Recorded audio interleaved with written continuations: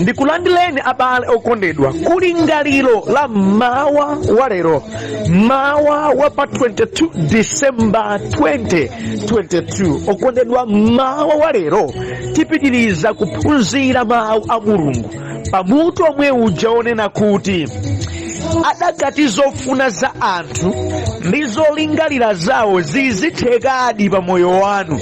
Bwezi pano mutayiwalidwa kalekale, moyo wanu amausunga ndi Mulungu, musaleka kuyenda naye.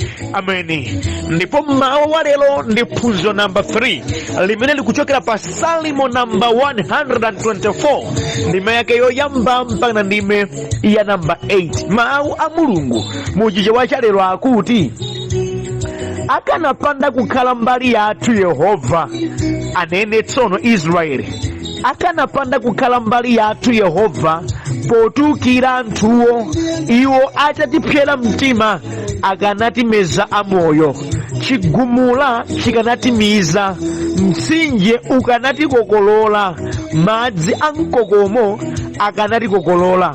Atamandike Yehova amene sanalole kuti tikhale chakudya cha mano awo.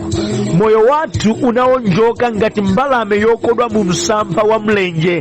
Msampha unathyoka ndipo ife tapulumuka. Thandizo lathu lili m'dzina la Yehova wolenga kumwamba ndi dziko lapansi. Ameni. Okondedwa mwa mawu a Mulungu amene tawerengawa titsogozedwa ndi kulingalira konena kuti kukhala ndi moyo lero, kukhala ndi zomwe tili nazo lero, kukhala chomwe tili lero ndi chionetsero chakuti Mulungu amapulumutsadi ana wake. Ameni. Kukhala kwathu ndi moyo anthufe lero, kukhala ndi zomwe tili nazo anthufe lero, kukhala pamene tilili lero, kukhala chomwe tili lero pachokha ndi chionetsero chakuti zoonadi Mulungu amapulumutsa ana wake. Ndikukamba izi chifukwa cha ana okondedwa anthufe tadutsa muzochuluka zimene adakati Mulungu sadayikepo dzanja lake. Maliro amakwana, kuonongeka kumakwana, tsogolo limasokonekera, kuluza kumachitika. Okondedwa ngakhale pena anthufe timlakwira Ambuye ndi kusayenda monga Mulungu afunira, koma mbali yayikulu ya moyo wathu chauta amasamalabe. Maganizo a anthu oyipa pa moyo wathu adakati atheke Yehova awavomereze malingalirowo, mapulaniwo awavomereze kuti achitikedi. Mwina bwezi pano tili kumanda, mwina bwezi pano titalandidwa zimene tili nazo, mwina bwezi pano titaona matsoka ochuluka. Zangotengera Mulungu kutikonda, zangotengera chisomo chake cha Yehova, chikondi cha Mulungu chozama kuti tikhoza lero lino kumayima monga tayimiramu, kumakhala monga tikhaliramu, kumadya monga tidyeramu, kumakhala pa udindo umene tili nawo. Ndi chisomo chabe cha Ambuye ndipo ndi chionetsero chakuti Mulungu zedi amasamalira, Mulungu zedi ndi wamphamvu kwambiri zedi. Okondedwa anthufe timangoonana, koma aliyense wa ife ali ndi nkhani pa yekha, mmene adabadwira, mmene adakulira, mmene adafikira pamene wafikira lero, ali ndi nkhani yayikulu kwambiri zedi. Koma mkatikati mwa nkhaniyo mupeza kuti Yehova ndi mpulumutsi wamphamvu. Ameni. Ndi mpulumutsi wamphamvu. Zimangochitika kuti enanso opulumutsidwawo sapemphera, zimangochitika kuti enanso othandizidwawo za Mbuyezi sayikapo mtimaso ayi, koma ali ndi nkhani yoopsa. Adadwala zedi ndipo adatheratu, mwinanso anthu adayamba kunena zakuti iwo amwalira, ndi Yehova adawapulumutsa lokumbakumba ndithu. Koma leroli nzongomvetsa chisoni kuti chidwi pa za Mbuyezi alibe, koma Mulungu ndi adafikitsatu lero. Zidangochitika okondedwa kuti awawa sakangwanika mozama ndi nkhani yopemphera. Adachidwa ziwembu zambiri, akadawonongedwa, moyo wawo mathera m'manja mwa anthu awa. Ndi Yehova adafwamphutsa zinsinsi za mdierekezi, mapulani oyipa adawavumbulutsa nkuwalepheretsa mpaka lero akukhala chotere. Akadapanda Yehova kuti kulowererapo tikadayiwala kalekale santhuwa. Okondedwa, lero lathu likufikiridwa likukhalidwa chifukwa chakuti Mulungu ndi mpulumutsi. Ameni. Chitsimikizike ichi kuti ambiri mwa ife sitimayenera kufika lero kapena kukhala ndi zomwe tili nazo malingana ndi ziyangoyango zomwe takhala tikudutsamo. Moyo uno tadutsa mu zochuluka. Ameni. Tadutsa mu ziyangoyango zambiri zimene zikadakwanitsa kulepheretsa miyoyo yathu kufika lero, zikadakwanitsa kupangitsa miyoyo yathu isakhale monga tikhalira lero. Ziyangoyangozo zikadakwanitsa kumiza utumiki wonse tili nawo lero, zikadakwanitsa okondedwa kusokoneza tsogolo lonse limenelo lino takhalamo. Zangotengera kukoma mtima kwa Ambuye, mphamvu za Mulungu, chitsimikizo cha chipulumutso chimene Mulungu adayika pa ana wake. Ndimati ndinene ndimaona mtima pano kuti inuyo inu ndinu umboni wakuti Mulungu kumwamba aliko ndithu, ndipo amapulumutsa ana wake. Langizo langa nali musaleka kuyenda naye chonde, musaleka.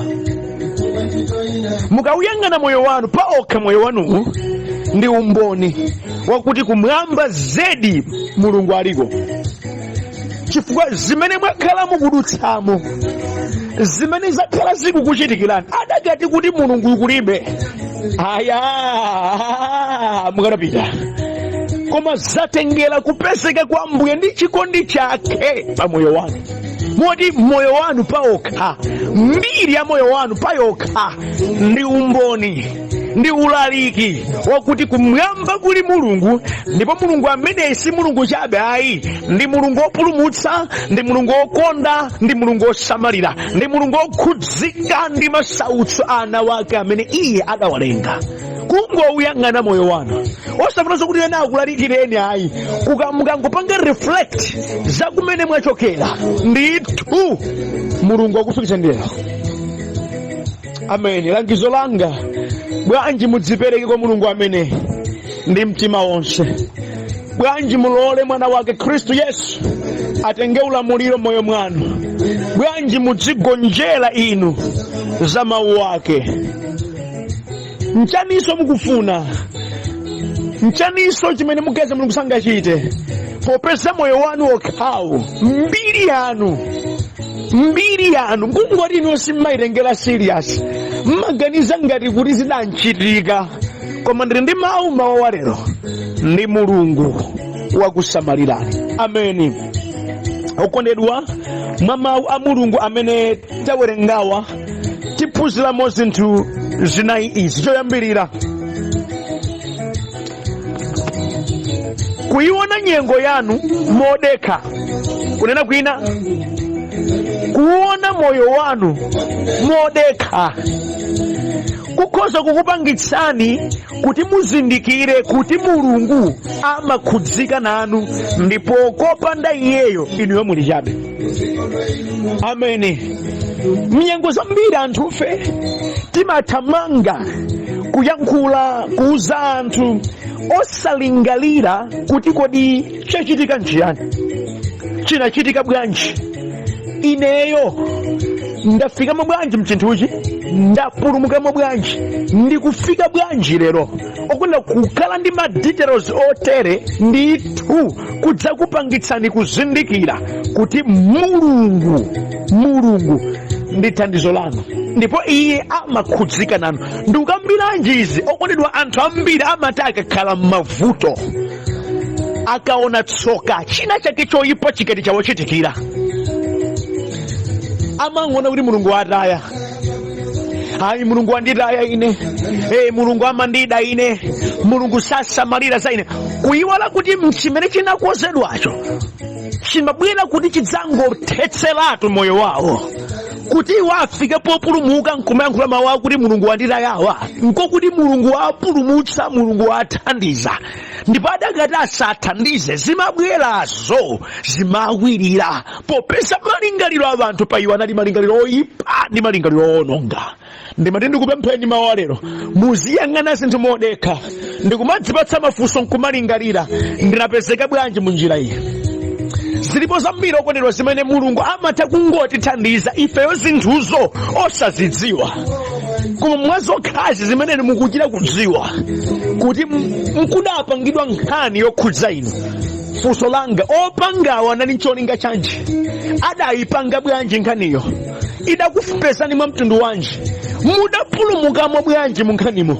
Nde mundiuza kuti mulungu sakukondani, mundiuza kuti mulungu kulibe, mundiuza kuti mulungu sithandizo, sichipulumutso. Phuma nthawi zambiri limatipangitsa anthu ife kusaona thandizo la mulungu moyo mwathu. Chimene ndikufuna kudandaulireni musamatero. Okondedwa ndachiphunzira chimoyo mwanga kuti chinthu chikati chachitika sitimathamanga kuyankhula mawu, ndimayamba ndafufuza chachitika nchiyani. Popeza ndi Yehova amene ndi thandizo langa, mupeza kuti zimene zakufika iweyo ndi zochepa zedi, zimene mulungu wayimitsa nzazikulu kwambiri.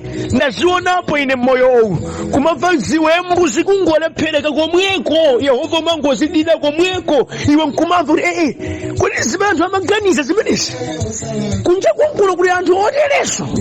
Atamandike Yehova amene sadavomereze ine ndikhale ovutika. Amene ndiye mulungu. Ameni.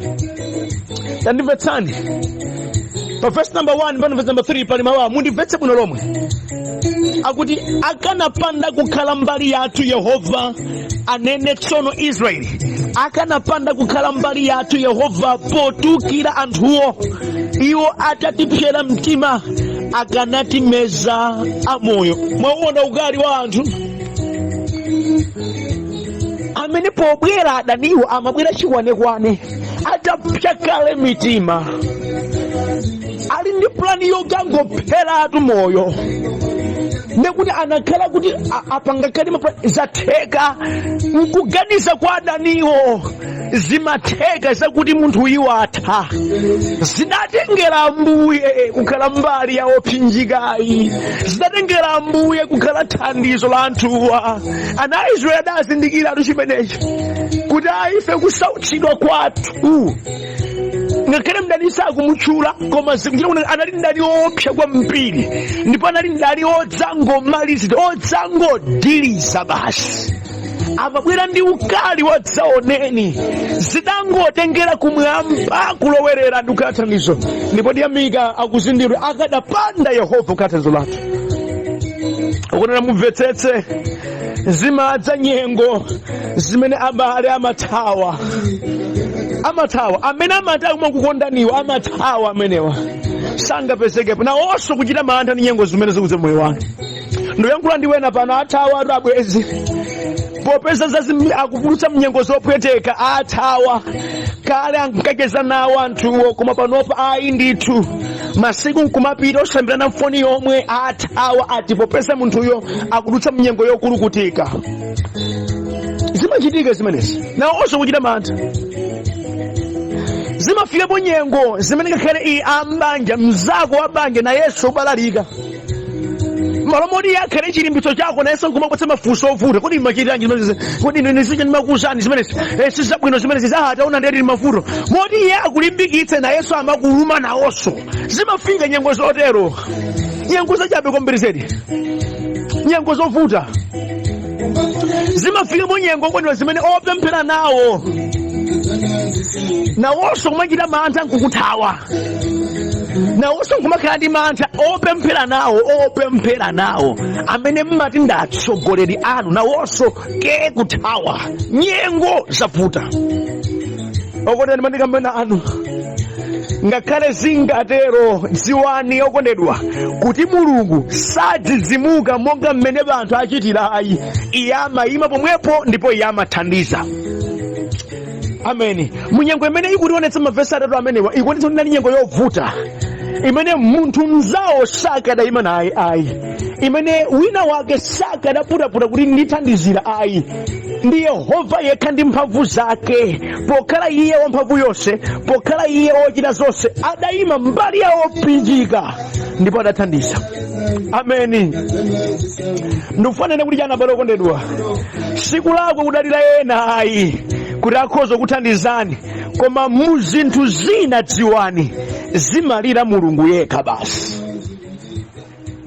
Ena akhoza kukhala ngati nakuthandizani, koma zilipo zina moyowu ayikaya zimalira chauta yekha. Ine ndaonapo matenda ovuta kwambiri amene ngakhale madokotala amene ife timagomera amapinda manja nkunena kuti zafika apa ngakhale ine sindikudziwa. Zimafika ku nyengo zino kotero zimene ena amene ife timapemphera nawo kumati awandizipona.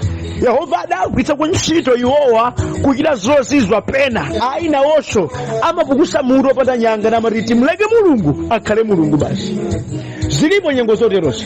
Ndi Ambuye yekha amene amathandiza, ndi Ambuye yekha amene ali yankho, ndi Ambuye yekha amene akhoza kuchita chodabwitsa ndi moyo wa munthu. Ameni. Zilipo nyengo zina kwenda moyo wanu zimene nokha mumadziwa kuti akadati Mulungu sanachitepo kanthu ine basi ndimata. Ndi zimene ukamba zimenezo. Nyengo zimene ukaziyang'ana umadzifuna kuti apa ndinadutsa bwanji pamenepo ndimati ndinene adakudutsitsani ndi chauta amene adathyola protoko ya mdierekezi adapanga confuse Satana kuti mapulani ake alephereke. Ndi Ambuye amene ndikambayi chifukwa ndimati ndinene mdierekezi ngopsa tivomerezane pano amachita zake zochita zake za mphamvu zoononga miyoyo, ndipo ndinene moona mtima waononga zambiri ku dziko kuno. That's why ndikuti muime naye Ambuye, mukhale naye Yehova, ndiye khayi wothandiza, ndiye khayi wamphamvu, ndiye khayi amene akhoza kuchita chisomo cha moyo wanu nakupangitsani kuti inu zanu ziyende. Palibe wina amene adzayima nanu, ndi Mulungu yekhayi basi. Ameni. Ngakhale kuti anthu timayiwala msanga zimene Mulungu adatichitirapo kale, koma maneno lino mudziwe Mulungu ndi wamphamvu amene amachita kena kalikonse kodabwitsa kamene moyo wanu udzayimabe ndi iyeyo mukazindikira chimenechi chakuti Mulungu ndiye thandizo langa. Ameni. Zindikirani, abwezi imafika nyengo amabwerera, abale imafika nyengo amabwerera, anthu owakonda zimafikapo zimakanika, koma Mulungu sakanika. Mulungu adzayima nanu, Mulungu adzayima nanu ndipo adzakhala nanu ndipo kena kalikonse kamene iye adakonza kamoyo wanu sikamalepheretseka ndi nyengo ayi. Ameni. Olemba Salimo akuzindikira chimenechi akunena mawu akadapanda Yehova kukhala nanu, akadakuti Mulungu kulibe ife timata.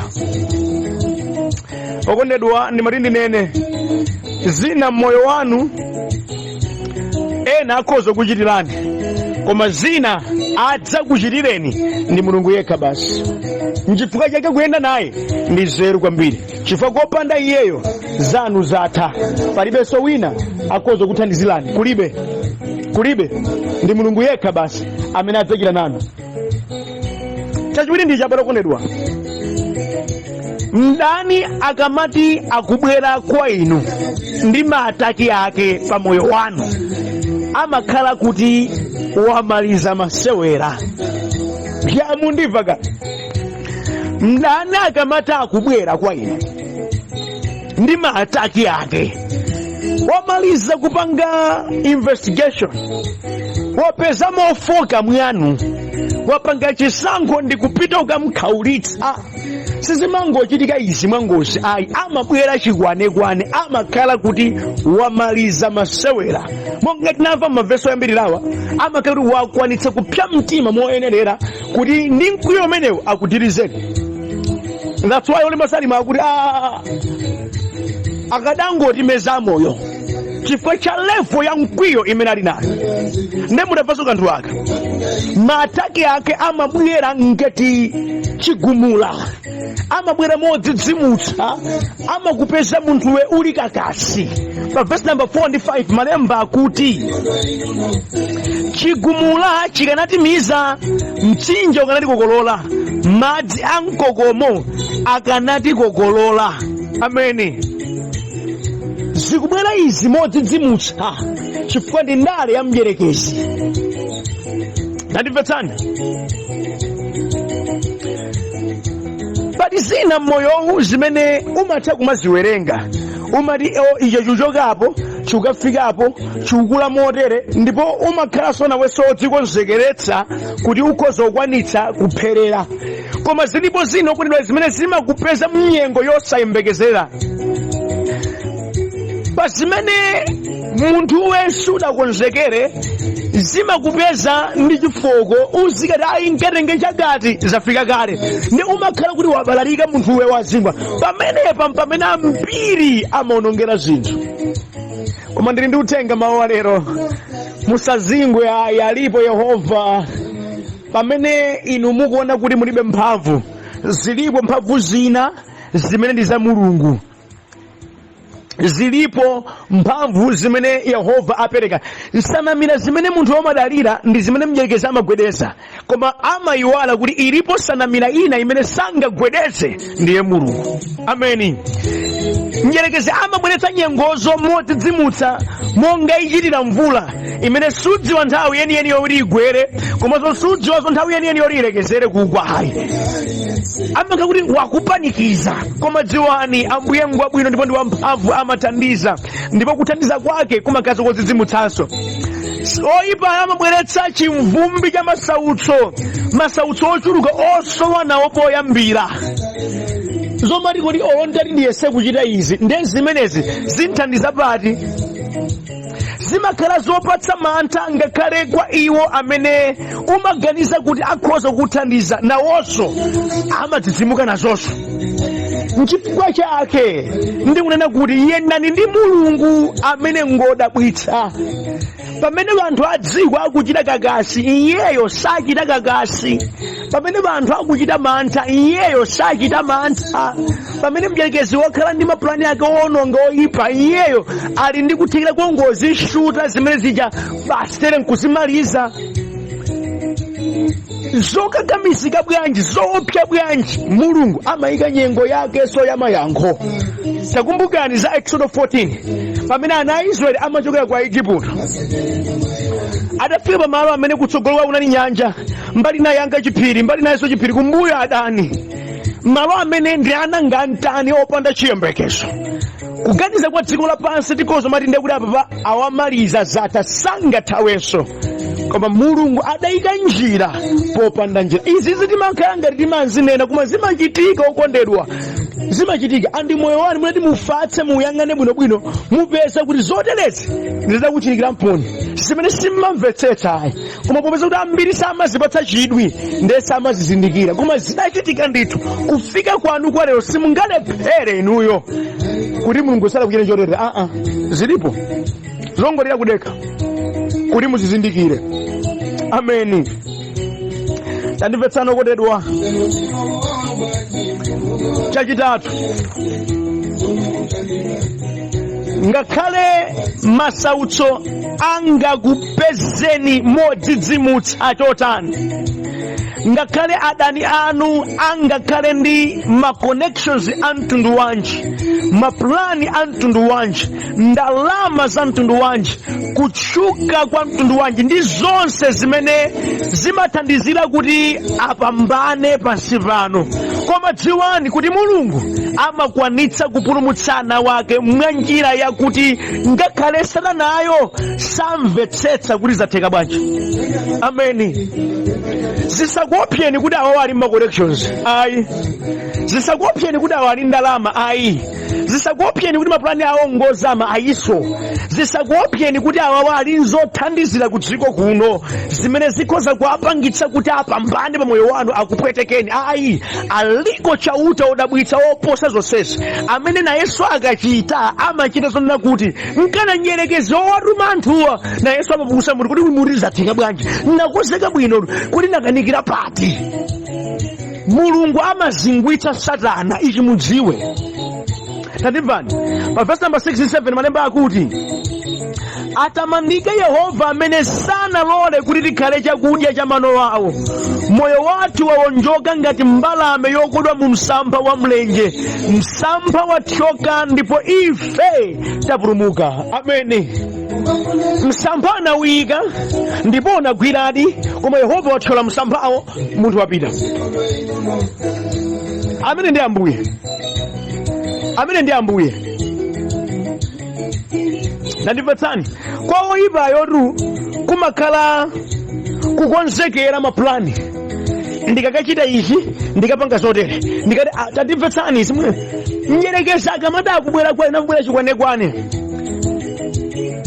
amakhatiri maplani ake ayi tikatere ndiye tikatere iye uja akatere ndipo ife tikatere kenako basi tikangangotere munthu uja watha ndipo amapita ndi full plan yabwino kwambiri maganizo mwawo ndechauti amangopondapo maplani wonse amjerekezi kutheratu kuti akafika ole pasalima kuti atamandike Yehova amene sanalole kuti tikhale chakudya cha mano awo. Ndekuti oyipa amabwera kuti ndapeza ndiwo apa ndapeza chakudya apa, koma Yehova kuti ayi ndi mwana wanga ndimsamalira. Nanu nguli yopezeka mkemo mwa mdani Yehova adayilepheretsa.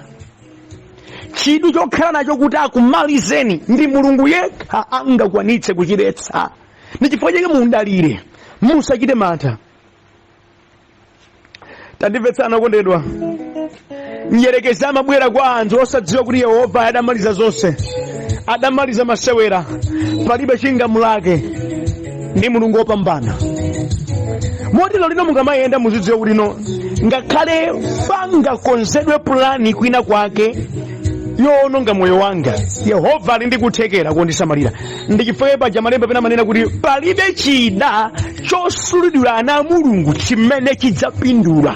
Ndani ali bize kusula zida, ali bize kupanga maplani, ali bize ma connections, ali bize kupata ziopsezo, koma alipo Yehova amene adamaliza kale masewera, amapondereza kena kali konse kachabe chabe. Musaleka kuyenda naye. Ameni. Okondedwa osamadandaula kulephera kwa anthu sikutanthauza kuti Mulungu ndi olephera ayi. Yehova amene mukumtsata ndi wamphamvu ndipo ndi wokhulupirika amene amachita modabwitsa mzinthu zake. Ameni. Ena naye ni Yehova amalepheretsa maganizo a anthu oyipa, amalepheretsa ma connections onyasa, amalepheretsa kena kalikonse kamene kadakhala chipsinjo pa ana wake, amalepheretsa. Ndi Mulungu wabwino. Kuyenda naye sikubetsa, kuyenda naye ndiye chilizo chachikwanekwane. Kukhala kwathu kwa ife ndi chifukwa cha thandizo lake. Ameni. Chotsiriza okondedwa, verse number 8 akuti thandizo lathu lili mdzina la Yehova olenga kumwamba ndi dziko lapansi. Olemba salima akutsimikiza kuti pa zimene Mulungu amachitazi ndi kusindikiza ine chimene chilembo chimenechi chakuti thandizo langa tsono lili mdzina la Yehova olenga kumwamba ndi dziko lapansi. Wafika pokomeka mtima ndi kunena monenetsa kuti popeza Yehova amayira chotere, ine ndakopeka mtima kuti moyo wanga udzathandizika ndi iyeyo. Ndimati kumake chimodzimodzi maorero abale okondedwa kuti mutsimikizire kuti monga ndamvera mawuwa ayi ndikudzipereka atu ine kuti othandiza moyo wanga ine ndi Yehova. Mukatero okondedwa simudzadandaula ena akadzakuthawani, ayi andisimudza njenjemera ena akamabweretsa matsoka kwa moyo wanu kapena zipongwe, ayi mudzadziwa kuti ngakhale zabwera thandizo langa ndi Yehova wamphamvu zonse amene kumwamba adalenga yekha, pansi analenga yekha, amene akwanitsa kuzite. Ndipo kuti mayenda ndi mdidiro opanda mantha ndi minyozo, opanda mantha ndi maplani amdierekezi, opanda mantha ndi zimene anthu akunena. Chifukwa chiyani? Tikudziwa thandizo lathu ndi Yehova. Ameni. Tandimvetsani, ukakhazika modere umadziwa kuti ngakhale anthu ena angakanike kukuthandiza mdzikoli, Mulungu alipo amene salephera kuthandiza. Akuti odziwa izi samakhumudwa. Ukaona kuti ena ake umayembekeza kuti akuthandiza ndi alephera kapena ndiye akana kuthandiza, sudandaula. Ugwada pansi, Ambuye thandizo langa ndinu. Ine nkaona munthu akubwera kundithandizira ndimadziwa kuti munthu amene wamtuma ni Yehova. Chifukwa langa thandizo si munthu, langa thandizo ndinuyo. Moti pa izi thandizeni. Okuti Yehova salephera amathandiza. Chifukwa chopempherera umakhala nacho ndipo umachita izi molimba mtima pakuti ukudziwa kuti wokuthandiza ndi Mulungu. Mukudziwa chana balokondedwa? Mulungu safanana ndi anthu a mdziko lyayi. Iye ndiye olenga zonse, wamphamvu zonse, amatha zonse. Mukudziwa nyengo zina anthu fe timakhala kuti timadalira anthu awo, ndikawauza ndi udindo umene ali nawo ndi mphamvu zimene ali nazo akhoza kuchita izi. Mupeza nawonso afoka alephera pa zifukwa zawo akanika. Koma alipo Yehova olenga kumwamba ndi dziko lapansi, ochita zonse, wamphamvu zonse, wosalephera konse, amene ali ndi kuthekera kothandiza. Kupemphera komwe kuti amamva, kuyankhula naye nzotheka, kutsata mawu ake muli phindu, yenda naye ina ameneyi. Ameni. Mati ndikupangireni mawu lero, muuzeni lero Ambuye za nyengo zanu kuti Iye ndiye thandizo lanu. Mtsimikizireni lero lino kuti Ambuye namva mawu anu kuti Inuyo ndiye thandizo langa. Nyengo iyi ndikukupatsani, thandizeni. Nyengo ya banja, nyengo ya tsogolo, nyengo ya ntchito, nyengo ya kena kalikonse kamene mukhoza kukhala nayo, nenani mawu kwa Ambuye mpemphero. Inuyo Mulungu ndinu thandizo langa mchimenechi, ndionetsereni ndinu thandizo langa. Salephera achita nanu. Mawa wabwino, ndipo Ambuye akudalitseni kwambiri pamene mukhala mukulingaliranso zakuti Mulungu ndiye thandizo lanu. Amen.